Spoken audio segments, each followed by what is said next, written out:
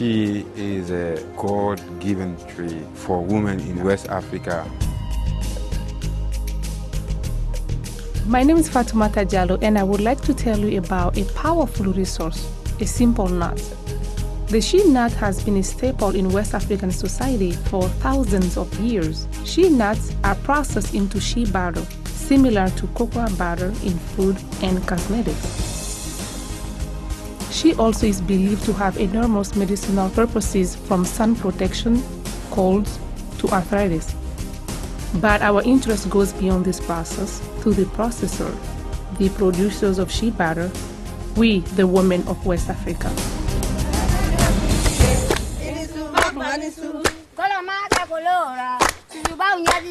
It's just those really basic things that we need to start helping the women understand. We're here because they're here, and we're excited to be here because we see that there is an opportunity for all of us to share with one another and really learn from each other. Rahama Wright, a native New Yorker and former Peace Corps volunteer, has created an organization to help facilitate shea butter production in West Africa. Shea Yearling's mission is to create economic opportunity for the rural women of Mali. Also present on the Shea Yearling team are her Malian partners Mahamadou Koulibaly and Bourema Traoré.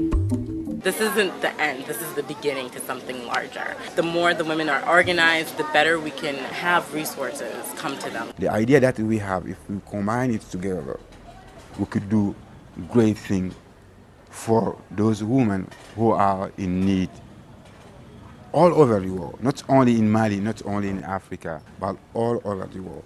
Introducing the newest Lubriderm Skin Nourishing Lotion with natural shea nut and cocoa butters. Soon after Shea Yearling's conception, the most astonishing thing has happened. What's old is new again. She is chic. After thousands of years of use, it's almost like overnight she is everywhere. Back in the Sahel region of Mali, the rainy season has begun. Shea trees grow naturally in the dry savanna belt of West Africa, from Senegal in the west to Sudan in the east. During the rainy season, the shea nuts fall from the trees. The village women collect the scattered nuts. The nuts are dried, the shells removed. Now, the nuts are ready for processing. In typical Malian style, there is no shortage of hard-working women and community involvement. The Shea Yearling team's challenge is to harness that power of community into a cooperative business model. So until you kind of show them that there's a financial incentive to produce shea butter, they're not going to want to do it. But if you frame it in a way where they know that they're going to be able to produce a higher output quantity and they're going to be able to connect to buyers, they're going to be more interested in it. But this is something that they can produce from the earth that grows wild, and they have to collect it, and it's all a matter of their labor that goes into the creation of shea butter. It has tremendous kind of soothing properties to people, both physically and I think also kind of spiritually in a way, because it is so much a part of the earth. Like me, the rural women of Mali are responsible caregivers, arduous workers, and devoted companions, but our greatest struggle is financial independence. Those women in the rural area, they suffer more and they work very hard. They see this project a means to improve their quality of shea butter and at the same time improve their rural life.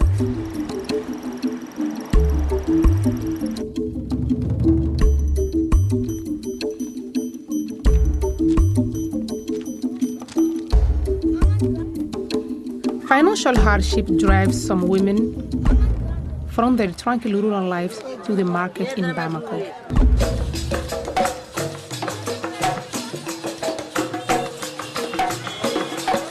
Bamako, the capital city of Mali, a dense, bustling city that pulses to its own chaotic beat.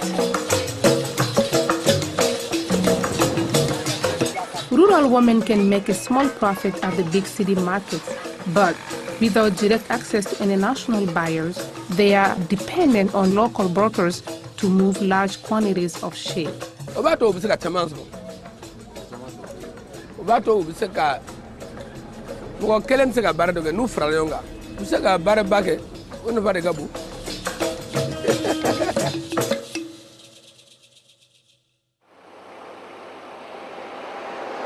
This is Zanchebugu, a small village 150 miles south of the capital city of Bamako. On the edge of town, in a grove of shea trees, something inspiring has taken root: the Women's Union of Zanchebugu. This cooperative, operated by a group of local women, manages the process and merchandise of their own brand of shea butter throughout West Africa.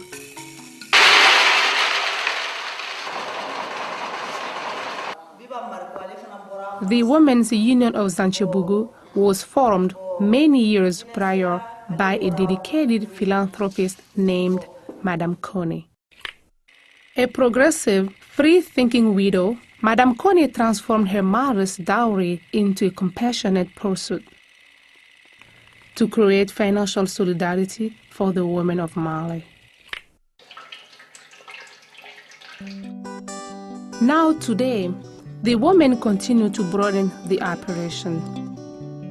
Revenues are up, markets are expanding, and the number of members grows daily. This flourishing cooperative has become an illuminating light for the women in the region. If we can help them produce more butter than they would normally, if we can make it more efficient, or, and this is the big thing, if we can expand their markets and cut out some middle people, then I think the profit could be significant. In a world that's as hardscrabble as it is in Mali, I think any percentage of increase in the income that people get from their activities and their labors is going to have some impact. It's not political, it's not something scary or in your face. It's something that you use, it's something that you consume. And if we can make the bridge stronger and connect the producers to the consumers and educate and share and allow that human connection to happen, it can have a tremendous impact on the lives of the women. I think it's important for people to start connecting, and I definitely saw that connection. The women were so excited to have us there. I felt like there was hope. You never know how something is going to turn out when you start it, and I feel like this is turning out into something I could have never imagined.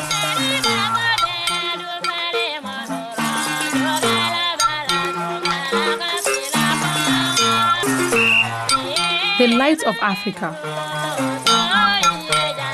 At times golden, occasionally flickering but always profound. The past is paved with many neglected ideas, programs and solutions for how to deal with Africa's many problems. But Africa is a country rich in natural resources. The solution might be simple: empower the people to utilize their own resources and generate their own ideas from within. And maybe give the hardworking women of Africa a shot. Invite us to the table and grant us, the women of West Africa, the opportunity to participate in the global marketplace. And you never know what might take root. They